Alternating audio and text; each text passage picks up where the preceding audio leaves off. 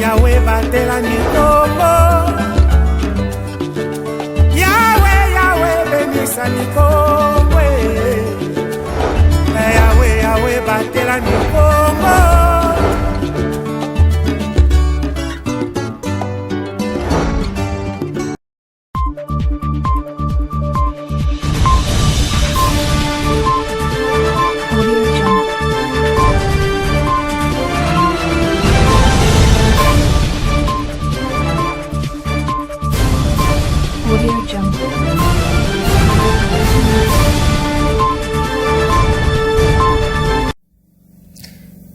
Merci d'être avec nous dans cette session d'information, mesdames et messieurs. Soyez le bienvenu dans ce journal.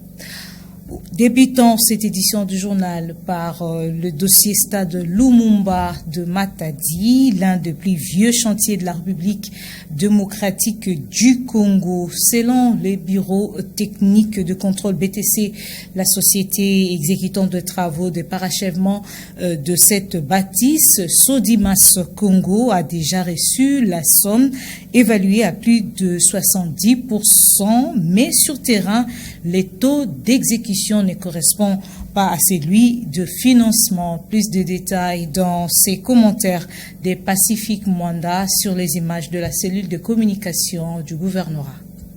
Le dossier Stade Lumumba fait parler de lui. Il fait partie de l'actualité dans la province du Congo central. Avoir l'idée sur les taux d'exécution et les taux de financement des travaux de parachèvement de ces plus vieux chantiers de la République démocratique du Congo a fait la toile de fond d'une réunion tripartite. Gouvernorat, le bureau technique de contrôle et l'une des entreprises exécutantes, Sodimas Congo, sur initiative du gouverneur de province, Grace Kwanga Maswangi Bilolo, le mardi 26 août 2025, dans la salle de réunion du bâtiment administratif du gouvernorat de province en ville basse.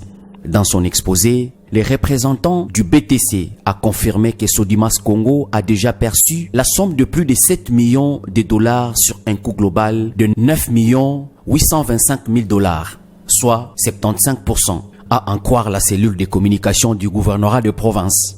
La somme restante sera versée après que les travaux aient atteint les niveaux du taux de financement, soit 3 mois plus tard. Au sortir de la salle, l'architecte chef de projet de l'entreprise Sodimas Congo, Kelvin Ejiba, s'est exprimé en ces termes. L'initiative du gouverneur était salutaire parce que nous avions toujours souhaité avoir une séance de travail. À ce stade, tout ce que nous avons eu à évoquer tout à l'heure est exact. Il y a des tâches que nous sommes en train d'exécuter et il y a des travaux que nous sommes en train de réaliser sur place. L'initiative était très bonne. Et nous avons plutôt été éclairés sur la vision du gouverneur de la province et nous sommes prêts pour l'accompagner dans ce sens. Nous sommes en train de travailler, je crois d'ici moins de 2 semaines, la somme dont on parle n'existera plus. Notons que ces assises ont connu aussi la présence des différents chefs des divisions sectorielles, la cellule de passation des marchés publics, le ministre provincial des ITPR et autres. Séance tenante, une commission ad hoc a été mise en place pour parfaire cette résolution. Et puis, cette nouvelle, il s'est produit dans la journée du mardi 26 août 2025, un incendie qui a ravagé cette maison au village Ntemo dans les territoires de Mbanza-Ngungu au Congo central. Cet incident a causé plusieurs dégâts matériels visibles, mais aucune perte en vie humaine ni de blessés. Le drame est survenu à l'absence de propriétaires des habitations consumées. Les victimes ont tout perdu. Selon les témoignages de témoins, cet incendie a été provoqué par un feu en provenance d'une brousse rallumée par les chasseurs de petits rongeurs. Le feu a rapidement détruit les maisons avant l'intervention de la population. Poursuivons ce journal. Le président de la République, Félix Antoine Tshisekedi Tshilombo, a reçu dans son cabinet de travail dans la ville-province de Kinshasa le haut commissaire des Nations Unies pour le réfugié, Filippo Grandi, le mardi 26 août 2025. Le pourquoi de son périple et de ses tête-à-tête dans ses commentaires de Pacifique Mwanda rendus par Susan Pai. La République démocratique du Congo a atteint un record jusqu'au 31 mars 2025. Elle a totalisé près de 6 millions de déplacés internes. Ces statistiques font d'elle deuxième pays africain comptant le plus grand nombre de personnes déplacées internes, principalement à cause de la guerre d'agression rwandaise dans sa partie est. En réponse à cette situation dramatique, une tripartite RDC, HCR, Rwanda, tenue en juillet 2025 à Addis Abeba, a adopté une feuille de route 2025-2026. Un document qui retrace les modalités des rapatriements et la réintégration de réfugiés. S'assurer de sa mise en œuvre, c'est le leitmotiv du périple du haut-commissaire des Nations Unies pour les réfugiés Filippo Grandi en République démocratique du Congo. Il a été reçu le mardi 28 août 2025 par le président de la République Félix-Antoine Tshisekedi Tshilombo. Il s'est fait accompagner du vice-premier ministre en charge de l'Intérieur Jacquemain Chabani et la ministre d'État des Affaires étrangères Thérèse Kaikwamba Wagner. On est à votre service pour que tout cela puisse se faire de la manière la plus efficace, a dit Filippo Grandi. Le message principal de notre côté, c'est qu'on est là, on est présent, on est à votre service pour que tout cela puisse se faire de la manière la plus efficace et la plus correcte. Finalement, un appel aussi aux donateurs, aux bailleurs, parce que tout cela coûte des ressources, a besoin de ressources pour être fait. Elle est urgente parce que les réfugiés, mais d'ailleurs les Congolais aussi qui sont déplacés ou qui vivent dans leur pays, mais qui vivent dans cette situation difficile à l'Est, souffrent beaucoup. Donc il faut que maintenant les initiatives politiques se traduisent dans des bénéfices concrets pour les personnes qui sont dans des situations de conflit, y compris les réfugiés et les déplacés, et c'est là où on va s'engager. Maintenant, avec les accords de Washington et avec les engagements pris à Doha,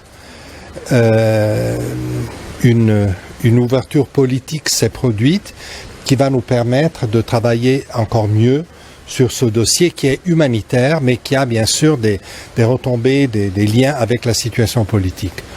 Le HCR joue dans ce contexte un rôle de facilitateur du dialogue et des résultats concrets qui peuvent venir de ce dialogue. Rappelons qu'à l'issue de cette rencontre, Filippo Grandi a conjointement animé une conférence de presse avec le VPAM de l'Intérieur, Jacquemain Chabani.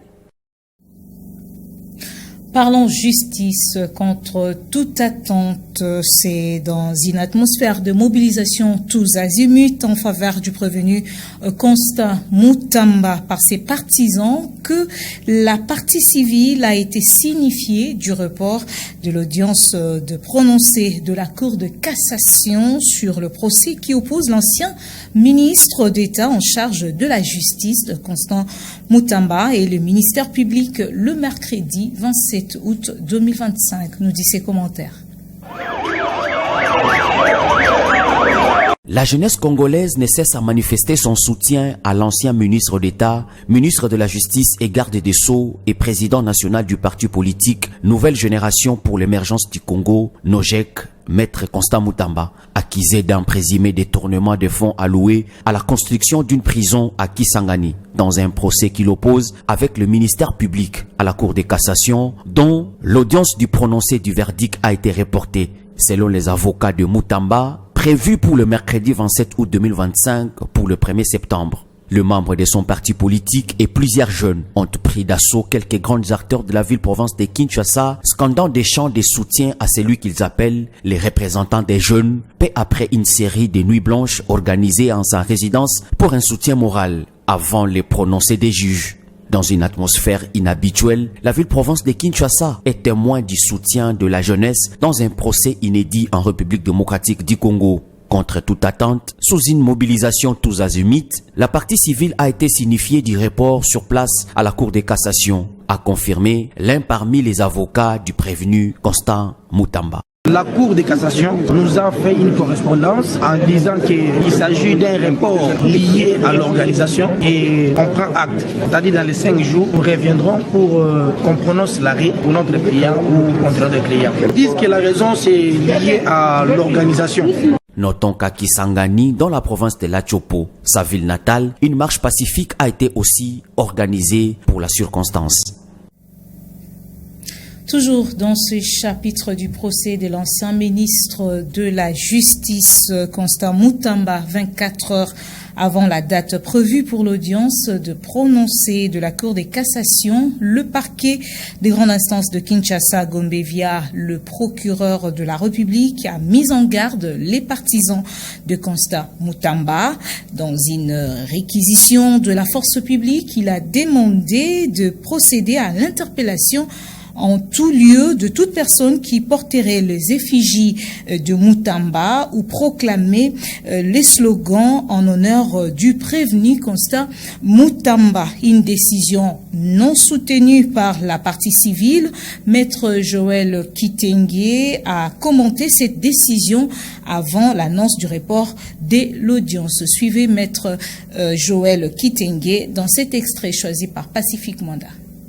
Sereinement prêt, puisqu'on est habitué à attendre quand la Cour se prononce pour les instances judiciaires rendent leur décision. Nous avons fait ce qui doit être fait, ça veut dire plaider, montrer par le voie du droit tous nos argumentaires tendant à défendre le client. Et nous sommes sereins. En attendant, la décision nous sera communiquée par la Cour une fois réunis et siégés. Je crois qu'il y a un réquisitoire de demande de force signé par le parquet près le TGI Gombe. Toutes les personnes qui veulent soutenir Maître Constant Mutamba peuvent venir, peuvent le soutenir.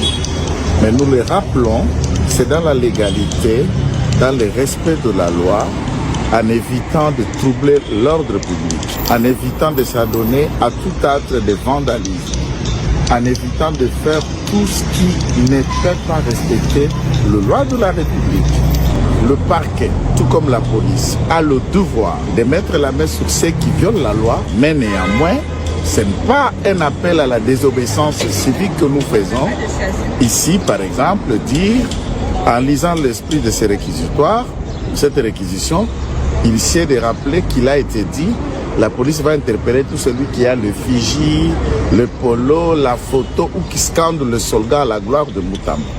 Nous n'allons pas accepter toute attitude qui effrène les droits et libertés fondamentales. Quelqu'un qui porte le figie ou la t-shirt avec un signe distinctif identifié à Mutamba ou qui scande un cri soutenant Mutamba ne commet pas d'abord l'infraction. Sur le comportement de celui-ci tendant à troubler l'ordre public ou de voir des faits, d'autres éléments qui, ce comportement peut être qualifié d'infractionnel. Mais arrêter quelqu'un puisqu'il a l'effigie de Mutamba, ça, c'est de l'intimidation. Nous respectons le parquet, nous respectons les lois de la République et Mutamba, jusqu'à ce stade, il demeure présumé innocent. Il n'est pas condamné et que celui qui le soutient ne commet pas une infraction. Qu'on ne fait pas croire aux gens, si vous soutenez Mutamba, vous commettez un acte, vous commettez une infraction. Si vous avez l'effigie, vous commettez une infraction. Non. Cette attitude de l'État policier, nous n'apprécions pas. Enfin, pour terminer ce journal en dehors de nos frontières, en Côte d'Ivoire, Alassane Ouattara a franchi le mardi 27 août 2025 une étape décisive. Le président ivoirien a officiellement déposé son dossier de candidature pour l'élection présidentielle du 25 octobre prochain. Le chef de l'État a justifié sa démarche par l'appel de son parti et des nombreux Ivoiriens. Suivez. C'est peu après midi heure locale qu'Alassane Ouattara s'est présenté au siège de la commission électorale indépendante. Accompagné par plusieurs militants, Alassane Ouattara était la 44e personne à déposer sa candidature.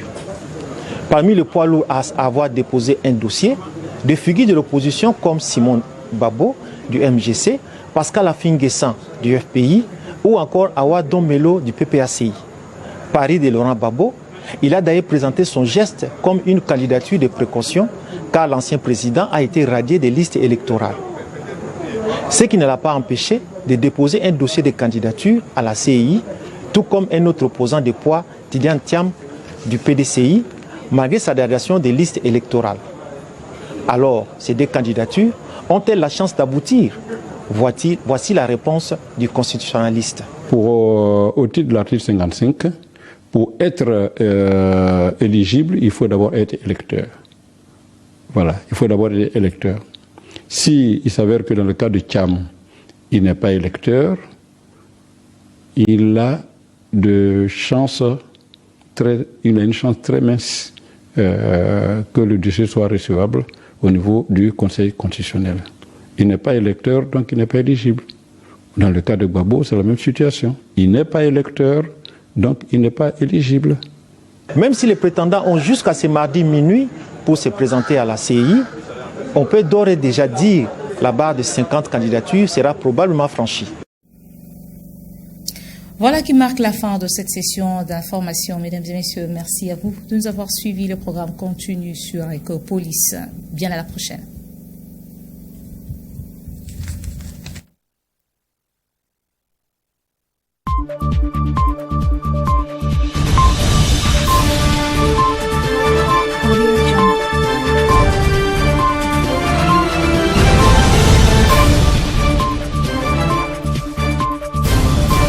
Audio Jungle.